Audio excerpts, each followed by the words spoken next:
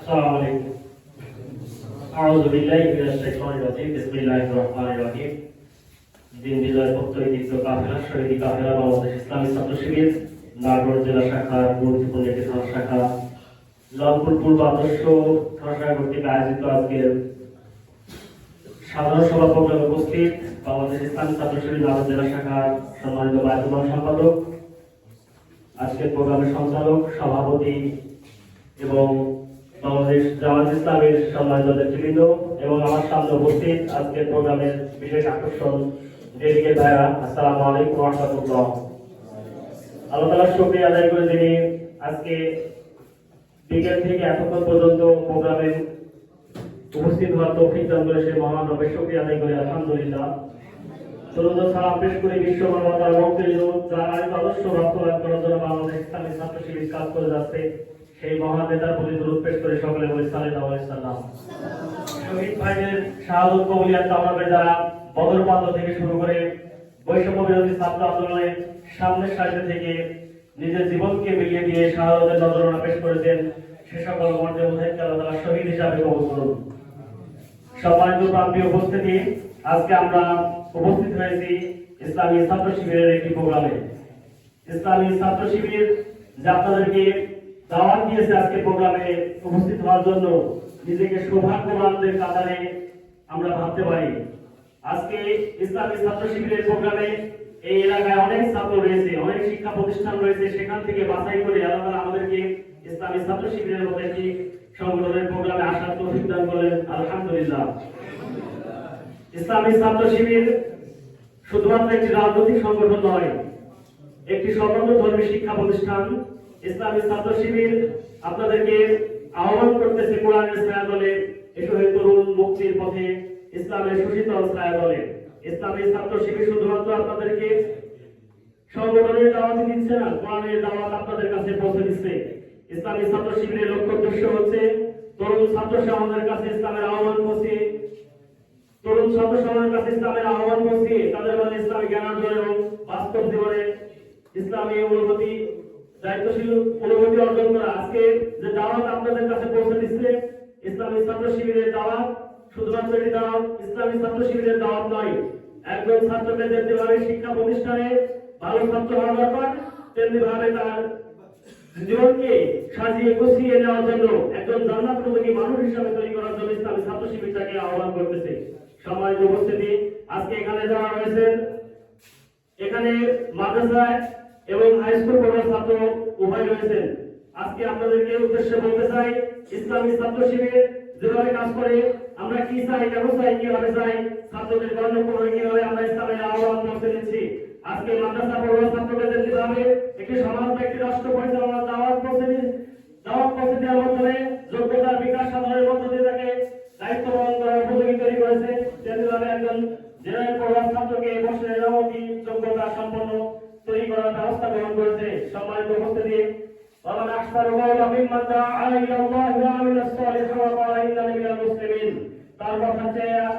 তার কথা হচ্ছে মানুষকে আল্লাহর দিকে ডাকে, নেক আমল করে এবং ঘোষণা করে তারা মুসলমানদের অন্তর্ভুক্ত।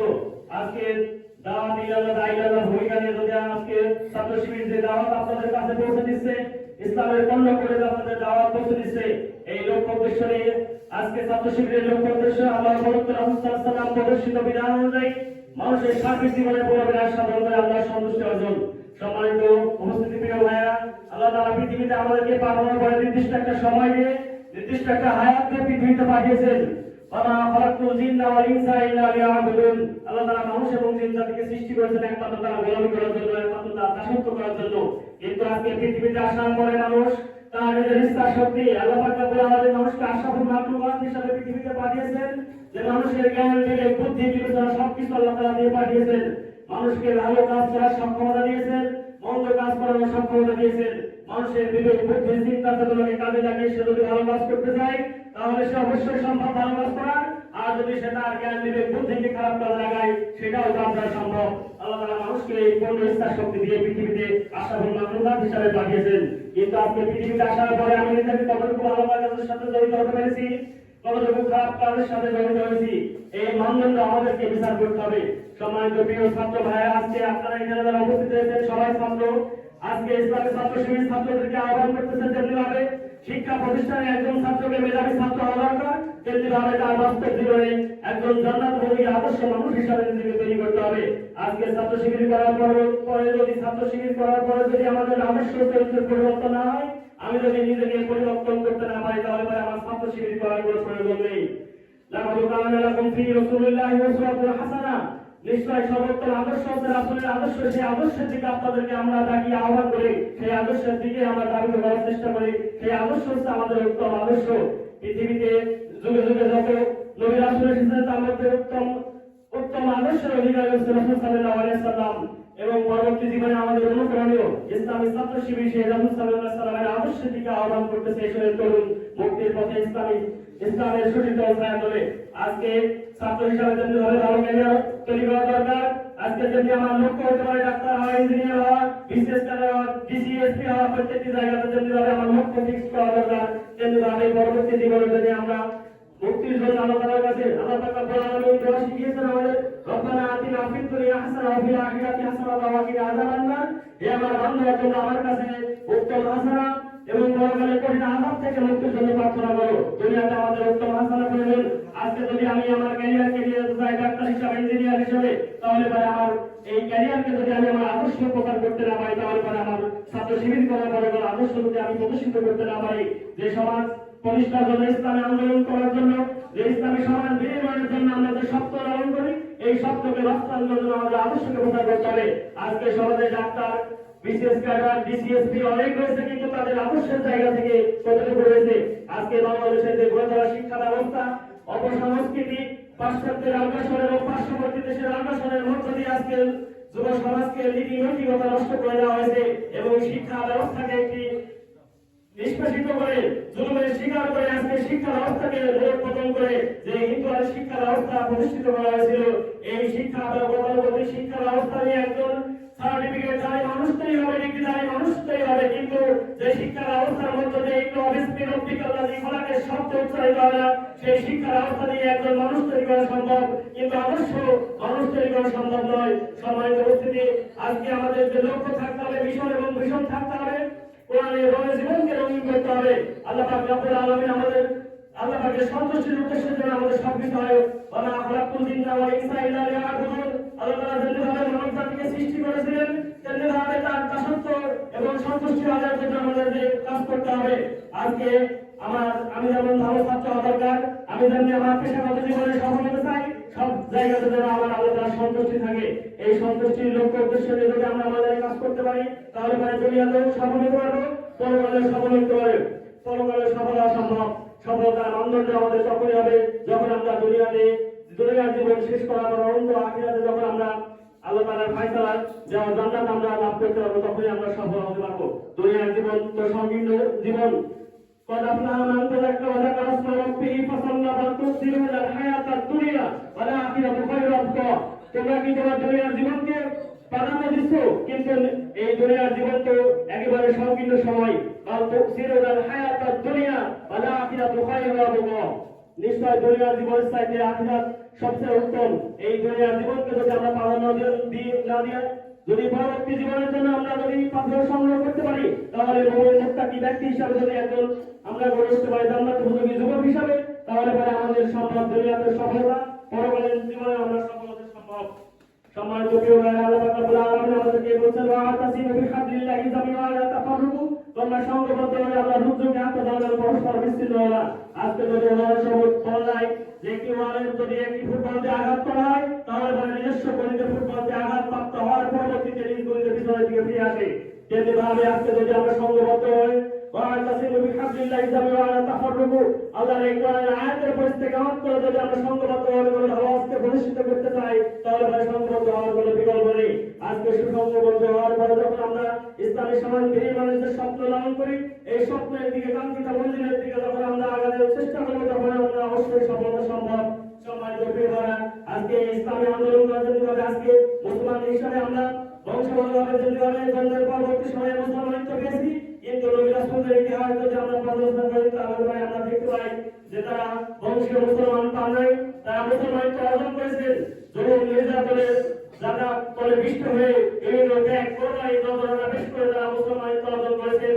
আজকে আমরা বংশ মুসলমান হওয়ার পর আজকে মুসলমান পরিবারের উদাহরণ আমি দিতে চাই, যে পরিবারে ফজরের নামাজের জন্য সন্তানকে ডেকে দেওয়া হয় না, কিন্তু সকাল 7টা বা 8টার সময় যখন তাকে টিউশনি বা প্রাইভেটের জন্য তার পরিবার থেকে যখন তাকে তাগিদ দেওয়া হয় যে তোমার টিউশনি রয়েছে, পড়ালেখা করতে হবে, কিন্তু তার সেই সময় দায়িত্ব ছিল ফজরের নামাজের সময় তার সন্তানকে ডেকে দেওয়া, নামাজকে আদায় করার জন্য তাকে তাগিদ দেওয়া। কিন্তু দুর্ভাগ্যজনক সত্য, আজকে মুসলমান পরিবারগুলো আজকে এই ধর্ম দশার কারণে আজকে আমরা মুসলমান জাতি অনেকটা পিছিয়ে গেছি। কোরআন থেকে আজকে কোরআনে আমি যদি নিজেকে রঙিন করতে পারতাম, কোরআনকে যদি জীবনের গাইডলাইন হিসাবে যদি আমরা মেনে চলতে পারতাম, তাহলে আমাদের দুনিয়াতে উত্তম হাসনা অর্জন করা সম্ভব হতো এবং পরকালে কঠিন আযাব থেকে আল্লাহ পাক রব্বুল আলামিনের কাছে আমরা মুক্তি লাভ করতে পারতাম।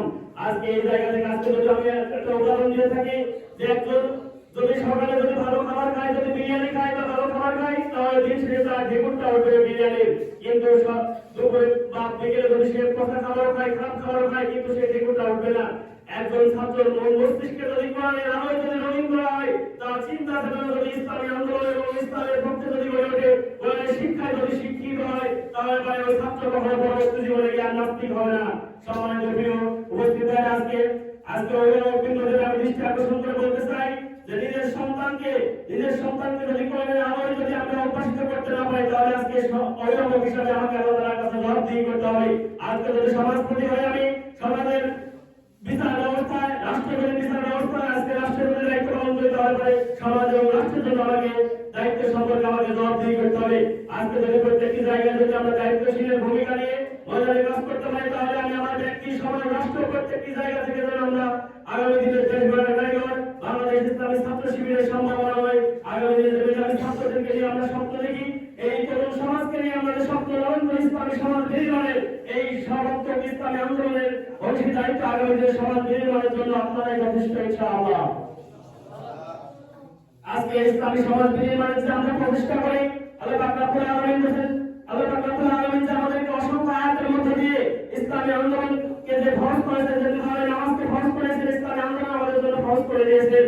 ইল্লা তুনফিরু ইউআযিবুকুম আযাবান আলীমা, তোমরা যদি আল্লাহর রাস্তায় বের হও, তাহলে তোমাদেরকে কঠিন শাস্তির সম্মুখীন করা হবে। আজকে যদি ইসলামী আন্দোলনকে যদি আমরা গাফিল হয়ে যাই, ইসলামী আন্দোলনের প্রতি যদি আমাদের ন্যূনতম অনুভূতি না থাকে, আল্লাহ পাক রব্বুল আলামিন বলেছেন সেই কঠিন কিয়ামতের ময়দানে তোমাদেরকে 5টি বনি আদম সন্তানকে 5টি প্রশ্নের উত্তর ব্যতীত কখনো এক কদম নড়তে দেওয়া হবে না। قال لا تقلوا قال إن آدم يوم القيامة من عندي حتى يسأل عن خمس أمور। তোমাদেরকে 5টি প্রশ্নের উত্তর ব্যতীত এক কদম নড়তে দেওয়া হবে না। এক নম্বর প্রশ্ন থাকবে তোমাকে, যে সময় দিয়েছিলাম এই সময় তুমি কোন কাজে ব্যয় করেছো? তোমাকে যে যৌবন দিয়েছিলাম এই যৌবনের শক্তি তুমি কোন কাজে লাগিয়েছো? তোমাকে যে অর্থ সম্পদ তুমি যে অর্জন করেছো, কোন পথে অর্জন করেছো, হালাল ভাবে না হারাম ভাবে? ওই অর্জিত অর্থ সম্পদ তুমি কোন পথে ব্যয় করেছো? তাগুতের পথে ব্যয় করেছো না ইসলামী আন্দোলনের পথে ব্যয় করেছো? এবং তোমাকে যে জ্ঞান দিয়েছিলাম এই জ্ঞান তুমি কোন পথে ব্যয় করেছো, কিভাবে কাজে লাগিয়েছো? তো সম্মানিত উপস্থিতি, আজকে এই 5টি প্রশ্নের উত্তর দিয়ে যদি আমরা ভাবতে চাই, তাহলে পরে আমাদের জীবনের সবকিছুই বরবাদ মনে হবে। এই 5টি প্রশ্নের যদি আমার জীবনের সাথে মিলিয়ে যদি আমি ইসলামী আন্দোলনের সাথে যদি আজকে মিলাতে চাই, তাহলে পরে আমাকে সহজ এবং আদর্শ সমাজ প্রতিষ্ঠা করার কোনো বিকল্প নেই। আমি যেমন ভাবে নিজেকে ঘোষণা করতে পারি যে আমি সৎ এবং আমি আমার অফিস কর্মীকে মুক্ত করতে চাই, আজকে যখন ছাত্র জীবন শেষ করে যখন আমরা কর্মজীবনে যাব, যে আদর্শ লালন করে রাসূল সাল্লাল্লাহু আলাইহি ওয়াসাল্লাম লাকুম কানা লাকুম ফি রাসূলিল্লাহি উসওয়াতুন হাসানাহ, এই আদর্শকে লালন করে যখন আমরা কর্মজীবনে যাব, আজকে এই কর্মজীবনে যাওয়ার পরে সমাজের চিন্তা ভাবনা আমরা লালন করি। যদি একজন ডিসি হই, আমি যদি একজন এসপি হই, তাহলে পরে আমি আমার অফিসকে যদি দুর্নীতি মুক্ত না করতে পারি, তাহলে পরে আমি আমার আদর্শকে প্রতিষ্ঠিত করবো ওই জায়গায়। সম্মানিত উপস্থিতি, আজকে যেভাবে ডাক্তার হওয়া দরকার, বিশেষ ক্যাডার হওয়া দরকার, আমার স্বপ্ন রয়েছে বাংলাদেশকে একটি ইসলামী সমাজ বিনির্মাণ করা। প্রত্যেকটি জায়গা থেকে যদি আমি আমার আদর্শকে প্রচার করতে পারি, আজকে এখানে যারা ছাত্র রয়েছে, ছাত্র জীবনে যেতে হবে, মেধাবী ছাত্র হতে হবে। আজকে আমি যে জায়গায় থাকি সেই জায়গা থেকে আমার আদর্শকে প্রচার করতে হবে। আজকে যদি আমি মেধাবী ছাত্র হই, তাহলে আমার পড়ালেখার মধ্যে দিয়ে আমি আমার আদর্শ প্রচার করতে হবে। আজকে যদি আমি ভালো খেলোয়াড় হই, তাহলে পরে ভালো খেলার মধ্যে দিয়ে আমার আদর্শকে প্রচার করতে হবে। আসলে আজান দেওয়ার পরবর্তীতে যদি আমি ফিল্ডে খেলার প্রস্তুতি না নিয়ে যদি নামাজ আদায় করি, তাহলে পরে আমাকে দেখে আরো আমার সাথে যারা যে নতুন খেলোয়াড় থাকবে, তারা আমার আদর্শকে দেখে তারা শিখবে যে নামাজের সময় হলে নামাজকে যথাসময়ে আদায় করতে হয়, নামাজের জন্য কোনো বিলম্ব করার সুযোগ নেই। এই আদর্শকে যদি আমরা প্রচার করতে পারি, ইসলামী ছাত্র শিবির আপনাদেরকে আহ্বান করতে সেদিকে, ইসলামী ছাত্র শিবির আপনাদেরকে কিভাবে কাজ করতে চায়, যারা ইসলামী ছাত্র শিবিরের রিপোর্ট বই লিখেছেন, রিপোর্টিং সিস্টেম লিখেছেন, তারা বলবেন ইসলামী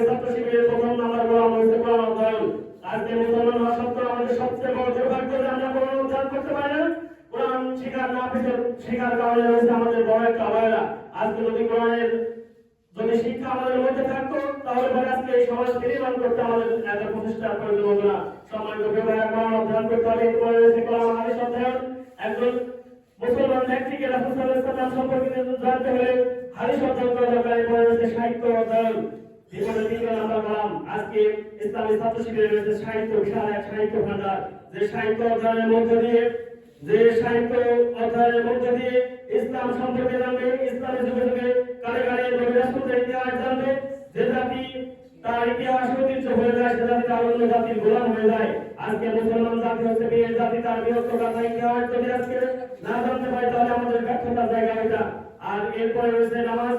একটি ছাত্র 5 ওয়াক্ত নামাজ আদায় করছে কিনা এ ব্যাপারে ছাত্র শিবিরের তার দায়িত্বশীলতার প্রতি সজাগ দৃষ্টি গোচর করবে এবং পাঠ্যপুস্তক অধ্যয়ন করছে কিনা। সর্বশেষ যে কথাটি বলতে চাই সেটা হচ্ছে আত্মসমালোচনা। আজকে আমি সারাদিনে কিভাবে সকাল থেকে ফজর পরবর্তী সময় থেকে শুরু করে এসা পর্যন্ত ঘুমানো পর্যন্ত কতটুকু কাজ করলাম, এই কাজটুকু যদি পর্যালোচনায় নিয়ে আসতে না পারি তাহলে পরে আমার প্রতিদিনের কাজের ব্যর্থতা হবে।